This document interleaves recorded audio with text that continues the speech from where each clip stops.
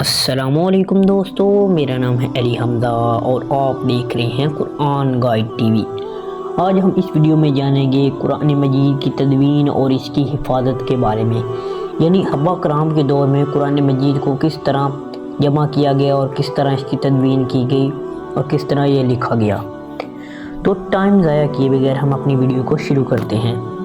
قرآن مجید کا لفظ قرات سے ہے، جس کے معنی ہے سب سے زیادہ پڑھی جانے والی کتاب۔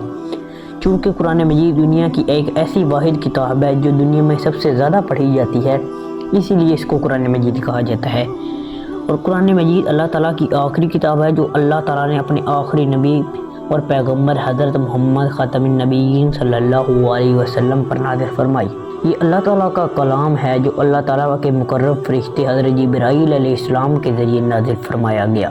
قرآن مجید 23 سال کے عرصہ میں نازل ہوا اور یہ آہستہ آہستہ واقعات اور حالات کی ضرورت کے مطابق نازل ہوا۔ یہ قیامت تک تمام آنے والے انسانوں کے لیے رہنمائی کا ذریعہ ہے۔ قرآن مجید کو پڑھنے والا کوئی شخص اکتاہٹ کا شکار نہیں ہوتا۔ یہ قرآن مجید کا ایک معجزہ ہے کہ ہر وقت پڑھنے والا اس کو نئی لذت اور سرور حاصل کرتا ہے۔ اب ہم جان لیتے ہیں کہ قرآن مجید کس طرح محفوظ ترین دنیا کی ایک کتاب ہے، یعنی قرآن مجید دنیا کی ایک ایسی کتاب ہے جو سب سے زیادہ محفوظ ہے۔ اس کا ایک ایک حرف 1400 سردیاں گزرنے کے بعد اسی طرح موجود ہے جس طرح نازل ہوا تھا۔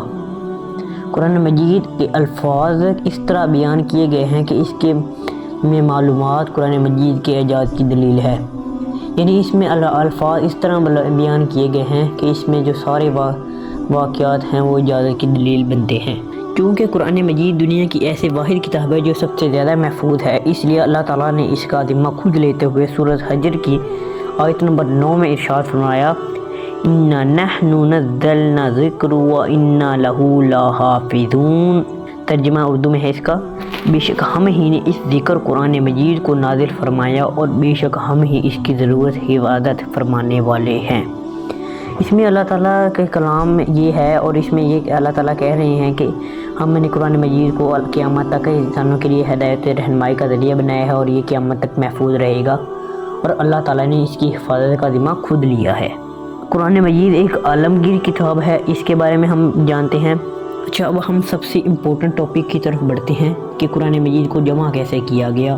نبی کریم صلی اللہ علیہ وسلم کی حیات مبارکہ میں اکثر صحابہ کرام کو قرآن مجید زبانی یاد تھا، یعنی اکثر صحابہ کرام نے یہ قرآن مجید حفظ کیا ہوا تھا۔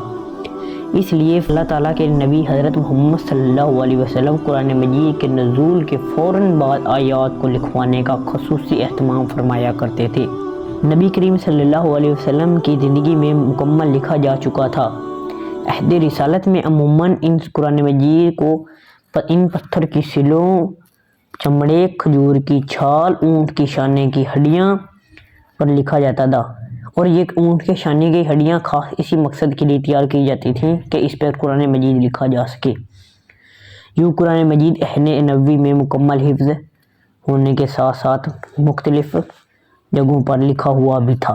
اب ہم جانتے ہیں کہ قرآن مجید کو ایک کتابی شکل میں کیسے لایا گیا۔ یہ عہد صحابہ کرام کے دور میں ہوا تھا، اس لیے عہد صحابہ کرام میں جمع و تدوین قرآن مجید کا اس کا ٹاپک کا نام ہے۔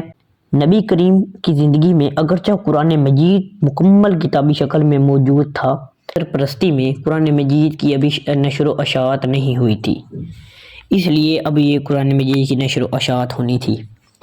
قرآن مجید سرکاری سرپرستی میں جمع کرنے کی ضرورت حضرت ابو بکر کے دور میں اس وقت محسوس ہوئی جب جنگ یمامہ میں مختلف صحابہ کرام شہید ہو رہے تھے، اور یہ وہ صحابہ کرام تھے جنہوں نے قرآن مکمل حفظ کیا ہوا تھا، اور اللہ تعالیٰ کی مدد سے مسلمانوں کو اس جنگ میں فتح نصیب ہوئی۔